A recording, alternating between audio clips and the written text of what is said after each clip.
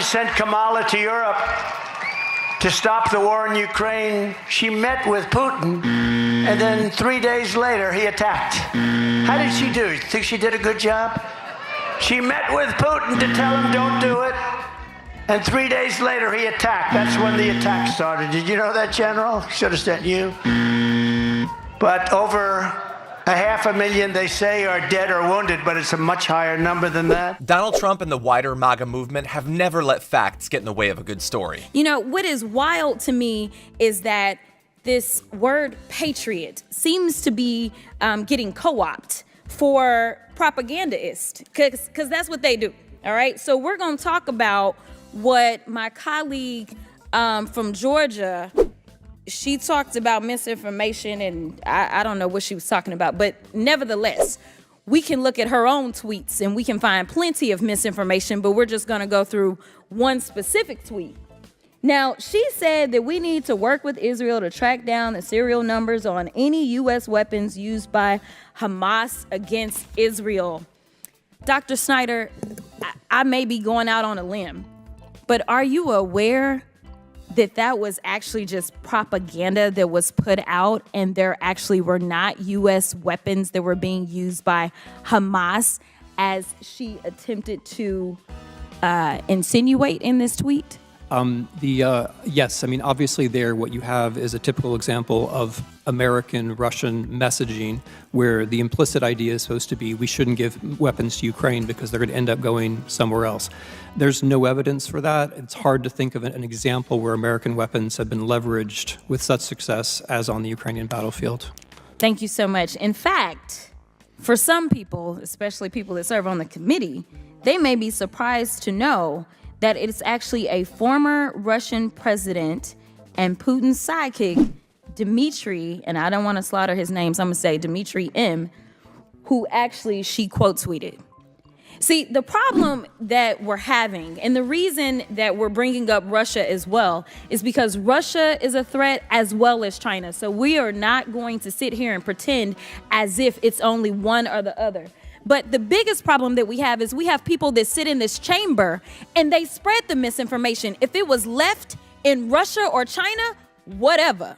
But the problem is that you have people that sit in positions of power and they have a $2 million budget. You think that they would call on some staff to find out if they were telling the truth about the things that they're putting on social media, but instead it works for their rhetoric. And as we talk about rhetoric, something else that was appalling to me was this insinuation that when you look at the Ukrainians, which is why we're having problems getting the funding that Ukraine needs, is because people in this chamber push misinformation and disinformation.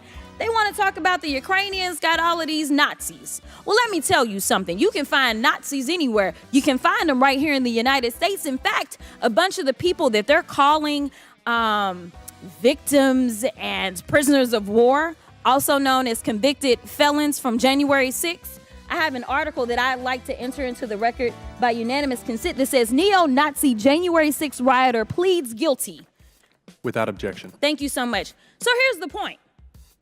We have people in this chamber that are actually causing just as much a threat, if not more of a threat, to our own country.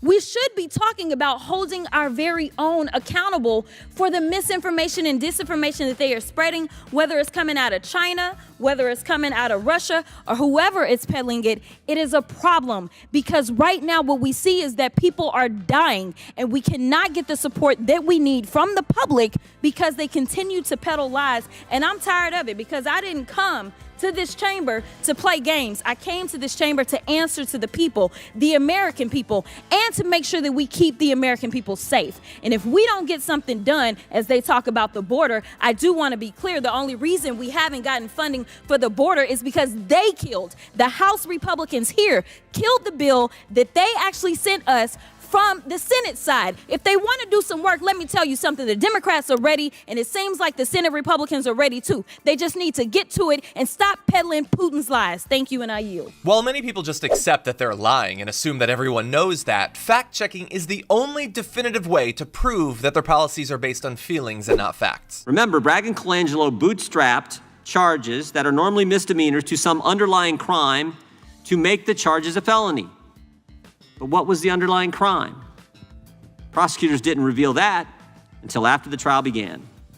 Mr. Colangelo, in his opening statement, accused President Trump of violating the Federal Elections Campaign Act. But the problem is, in the plain reading of that act doesn't support the indictment or the verdict. As Commissioner Smith stated, allowing this prosecution to go forward and the ultimate jury decision threaten the enforcement procedures established by Congress under the act and stretch the meaning of the statute in such a way as to threaten due process of law. I just want to level set because I feel as if some people don't understand how government works, and I don't know how they got to Congress. So, Mr. Wu, I'm gonna need you to help me out because I don't know that I trust that other people will know the answers to these questions. Number one, how many branches of government do we have?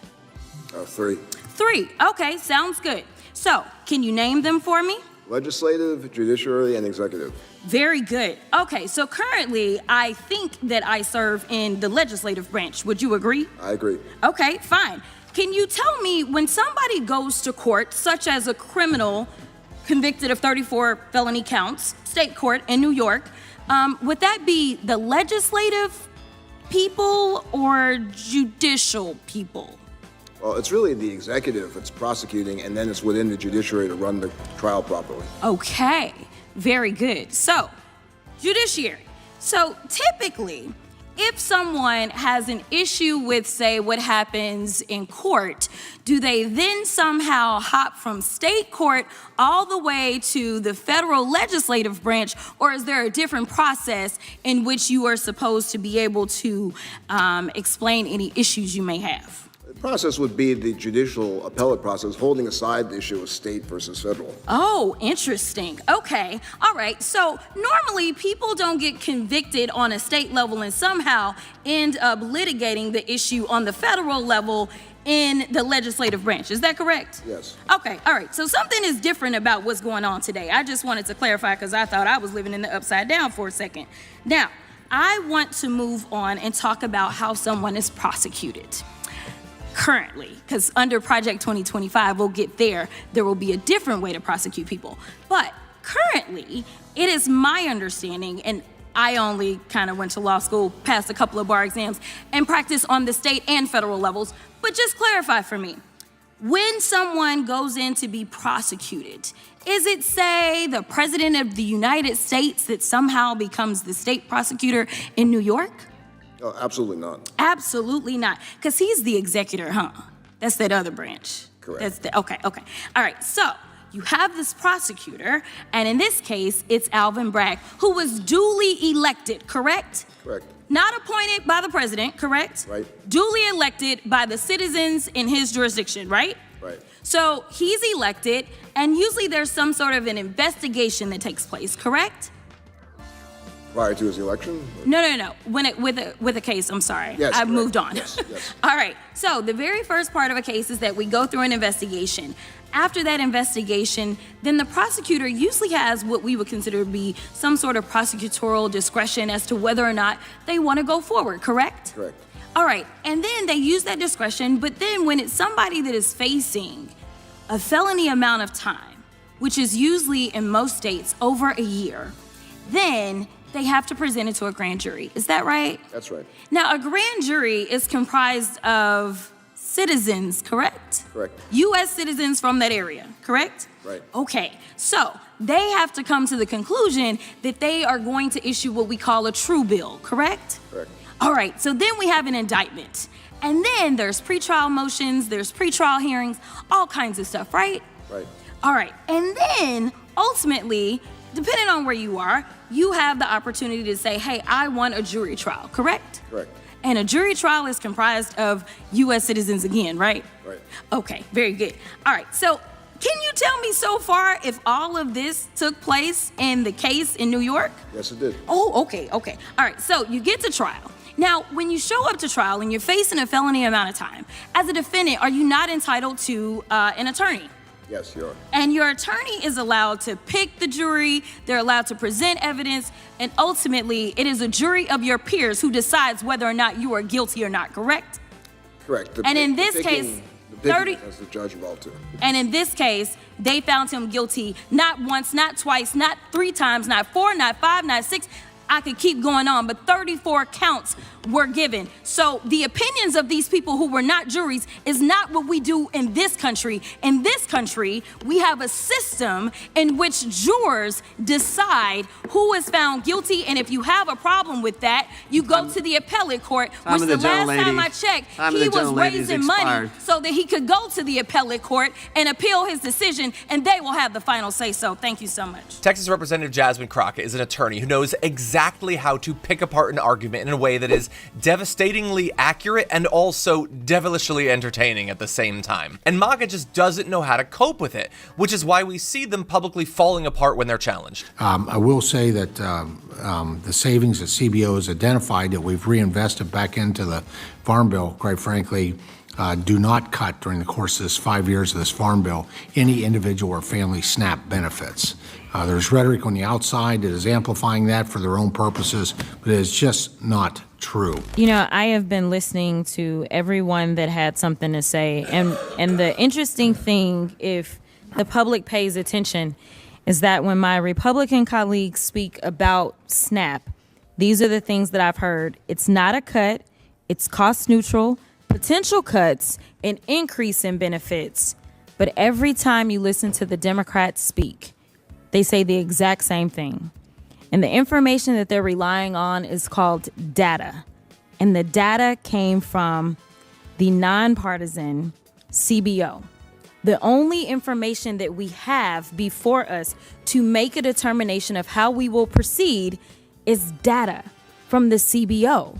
This is what we're supposed to rely upon. I don't know where all of these different iterations about what's going to happen is coming from, but the data says $30 billion. That's what the data says, not what the Democrats say, but what the data says. As Donald Trump and his minions and toadies in the House and the Senate grow increasingly desperate as the election draws closer, you can expect to see even more of these highly satisfying takedowns happen. And I would expect that Jasmine Crockett is going to feature in quite a few of them. The gentlelady yields back, and the gentleman from North Dakota is recognized.